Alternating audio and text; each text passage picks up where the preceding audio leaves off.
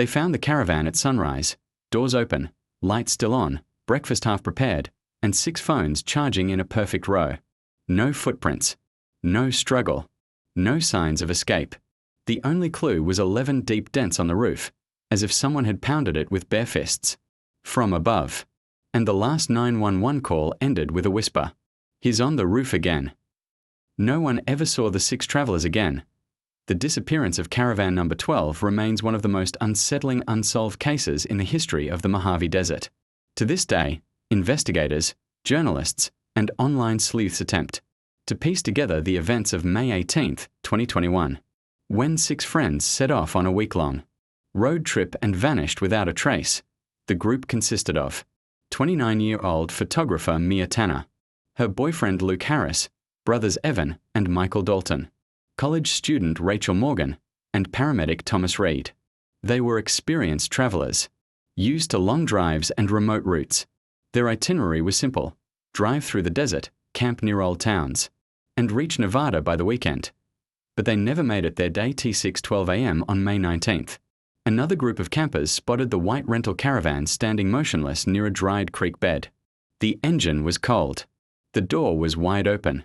Sunlight revealed a scene that investigators later described as terrifyingly ordinary. Nothing was overturned, nothing was broken, nothing suggested panic or violence. It looked as if the group had simply stepped outside and vanished into thin air inside the caravan. Officers found bowls with half-mixed pancake batter, a still-warm kettle, and a map lying on the table with a circle drawn around a remote dirt road marked Route B72. Batteries on the phones were nearly full, all of them plugged into a 6-port charger. A deck of cards was scattered on the floor, as if someone dropped them in the middle of a game, but outside. Something was wrong. On the roof of the caravan were 11 large dents, evenly spaced and visibly deep. Specialists later confirmed they resembled impact marks from a heavy object, but with rounded edges, almost like knuckles, one investigator said. And then there were the 911 calls, between 2:47 a.m. and 3:19 a.m. 3 members of the group called emergency services.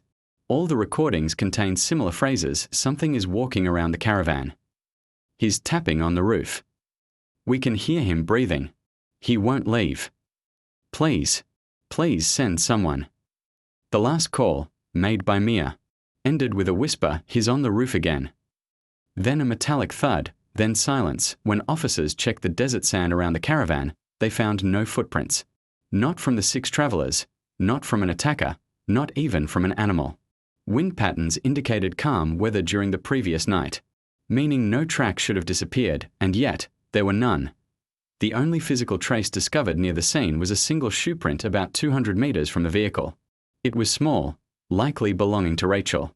It pointed toward the caravan, but there were no corresponding prints behind it, as if she had taken only one step before being lifted off the ground. The investigation deepened when detectives retrieved the caravan's internal CCTV system. The camera above the door caught fragments of what happened before the group vanished. T2:54 a.m. Luke stepped outside with a flashlight. He waves it around, turns right, then stares at something out of frame for at least 10 seconds. He whispers something under his breath. And then, without warning, he backs away quickly and slams the door. The last visible expression on his face is fear, pure and sharp. But the most disturbing footage came at 3:11 a.m. The caravan shook, not dramatically, but rhythmically, in steady pulses, as though something heavy climbed onto the roof. The group huddled together on the floor, whispering. Someone cried. Someone said, "It knows we are here." And then, the video glitches, not just cuts, distorts, like an old VHS tape melting. The screen freezes, colors smear, and the audio transforms into deep static. For a full 14 minutes, the recording shows nothing but warped images and a faint pattern of thumps. Experts claim the interference did not match ordinary digital corruption. Some suggested electromagnetic disturbance. Others believe the camera was deliberately destroyed at 3:28 a.m. The footage returns for 3 seconds. The caravan door swings slightly open. A shadow falls across the floor, and then the camera cuts out completely when dawn arrived. All 6 passengers were gone. Authorities searched a 30-mile radius with helicopters, drones, and dozens of volunteers. They found no clothing, no backpacks, no bloodstains, no signs of a struggle. Search dogs followed no scent. The desert seemed to erase everything. 3 witnesses later claimed they saw a dark figure standing near the vehicle around 4 a.m. Their statements contradicted each other. One insisted the figure was tall. Another said it was short, and the third claimed it moved like it wasn't walking. But they all agreed on one thing. It stood completely still, and it was watching the caravan. Investigators discovered yet another detail. The caravan's GPS was manually turned off at 2:41 a.m. and stayed off for nearly 3 hours. No one in the group was known for doing this. In fact, the rental company confirmed the system required 2 separate menu actions to disable. Someone turned it off. Intentionally, the leading theory among officers was that the group fled the caravan during the night and succumbed to the desert. But that theory collapsed quickly. Because the temperatures were mild, the area was flat, and bodies always leave traces. There were none. Another theory suggested foul play by an unknown attacker. But the absence of footprints, tire tracks, or drag marks made it impossible. A more unusual theory emerged from online forums, that the survivors encountered a person hiding in the desert, someone who had been stalking travelers for years. Some pointed to old cases of missing hikers from 1989 that had similar unexplained 911 calls. Others brought up indigenous legends of desert spirits that mimic human footsteps or pound on roofs at night. The police never commented on these theories officially. The case took a darker turn when journalist Valerie Knox published her own investigation. She discovered that one of the travelers, Thomas Reed, had a sealed juvenile record involving a disappearance of another teenager back in 2008. She also found that the Dalton brothers had a secret argument days before the trip, overheard by a neighbor. And she revealed that Mia had posted a cryptic social media message the night before the trip: "If something happens to us in the desert, it won't be an accident." Authorities dismissed these findings, but the public remained unconvinced. The most disturbing clue, however, surfaced 6 months later. A drone hobbyist exploring the desert found a fragment of video on a damaged SD card lying in the sand. It originally belonged to MIA's camera. The recovered footage shows the caravan at night, filmed from outside. A figure is standing on the roof. Its posture is unnatural, hunched, its limbs are too long to be human, and its head is tilted sideways, as if listening for movement inside. The video ends abruptly when the camera falls, and the rest of the data is corrupted. To this day, none of the 6 travelers have been found. No bones, no clothing, no belongings. The caravan remains in police storage, roof dents untouched, paint chipped, interior preserved exactly as it was discovered. Locals say the desert remembers everything. Police say the case is closed, but every year, around the anniversary of the disappearance, new travelers report hearing tapping on their roofs while camping near Route B72. Steady, rhythmic taps, like spaced-out knuckles, and some swear they've heard a whisper in the wind: "He's on the roof again."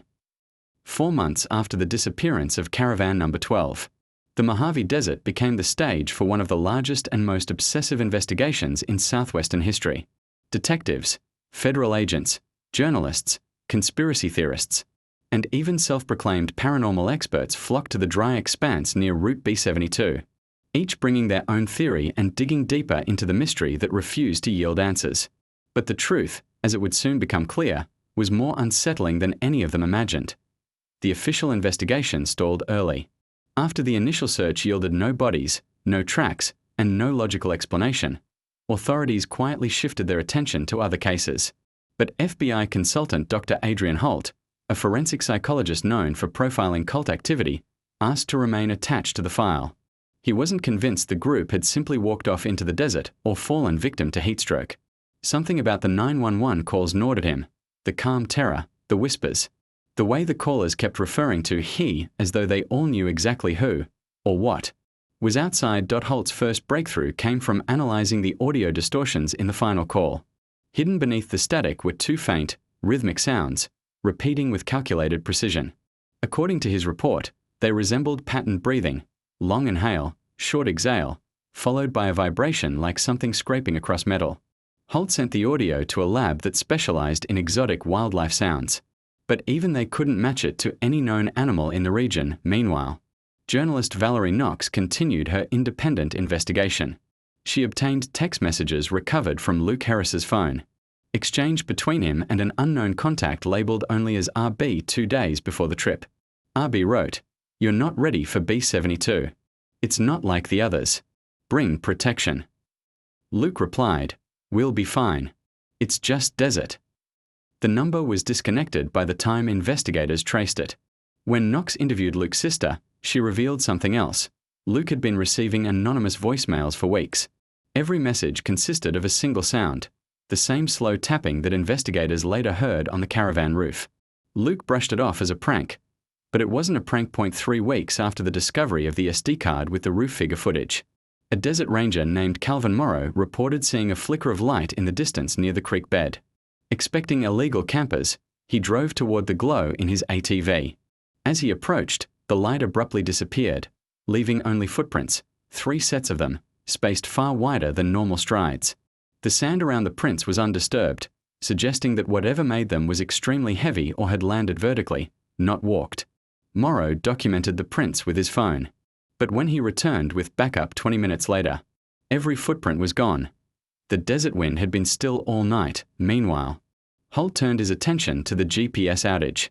He determined that the system was disabled manually at the same minute the 911 calls began.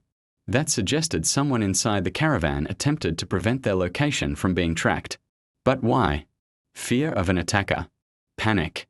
Or something else entirely? The answer came from reconstructing the caravan's interior timeline using thermal scans and fingerprints. According to the reconstruction, someone had climbed onto the counter near the roof window, almost as if trying to reach something above them.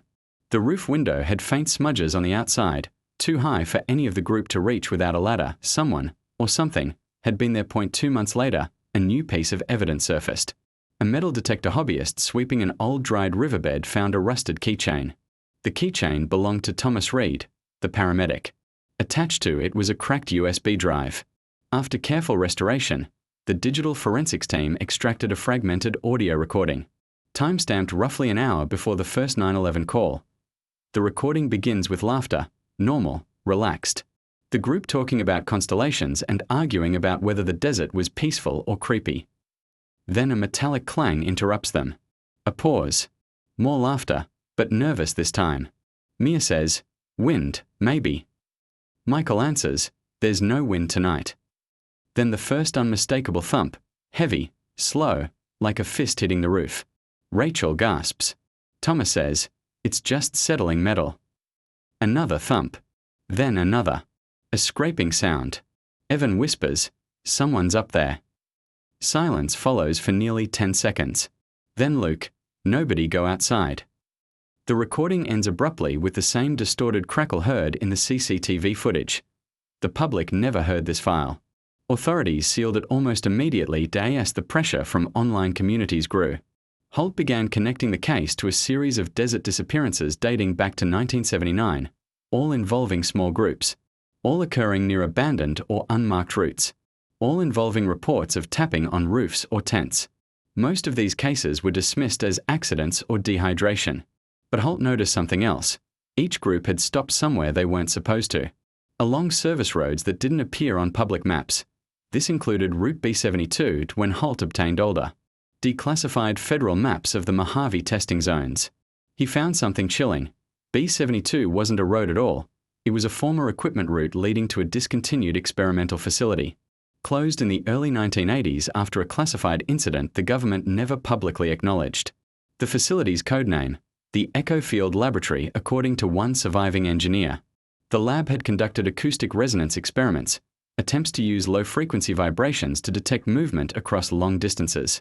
He refused to say what went wrong, only that something answered back. The day after Holt published his findings, he disappeared.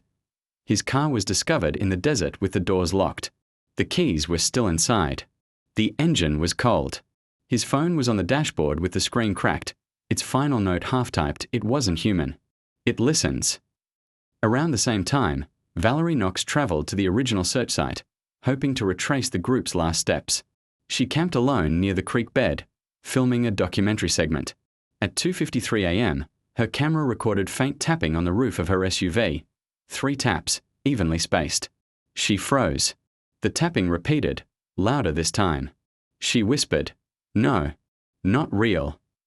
She locked the doors. The tapping moved along the roof, slower, deliberate. Then her camera captured a shadow sliding across the window, a tall, thin shape, bent unnaturally forward as if smelling the air around her vehicle. Knox survived. When rangers found her at dawn, she was trembling and unable to speak. It took 3 days before she uttered a full sentence. There were 2 of them. The case file now contains her full testimony. In it, she described the shadows as long-limbed, almost weightless, and moving like they were folding through the air instead of walking. She also said she heard whispering from above her SUV, though no words were clear, just breath. Slow and deliberate. Despite the testimony, the case was closed again today. The disappearance of Caravan No. 12 remains unsolved. Route B72 is not on any map. The government denies the existence of the Echo Field Laboratory. Holt is still missing. Valerie refuses to return to the desert, though she claims she still hears tapping on her roof every night, always between 2:40 and 3:00 a.m., and every few months. New travelers report strange dents appearing on their vehicles after camping near the creek bed. 11 dents. Arranged in a perfect arc just like the caravan, just like before they vanished. Some say the desert took them, some say something older than the desert did, but everyone agrees on one thing.